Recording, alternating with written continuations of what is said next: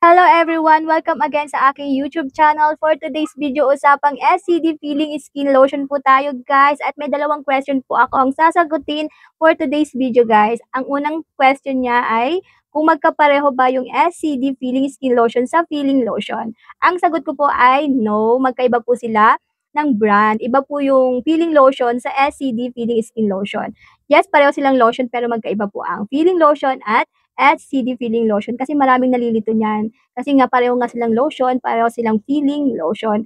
Pero SCD, peeling skin lotion at peeling lotion, magkaiba po sila ng brand. Ang pangalawang question naman na sasagutin ko, nagtatanong siya kung pwede bang mag-switch sa peeling lotion to SCD peeling skin lotion. Yes, ang sagot ko, pwedeng-pwede ka pong mag-switch to SCD peeling lotion kung user ka ng peeling lotion. Pwede ka pong magpalit ng ibang brand. Siyempre, before ka gumamit ng another brand or ng SCD Peeling Skin Lotion sa skin face mo, kailangan pahinga muna ng 3 to 5 days yung skin mo sa mukha at mag-patch test ka na rin before ka gumamit ng SCD Peeling Skin Lotion sa skin mo sa mukha. Yan lang po. Thank you for watching.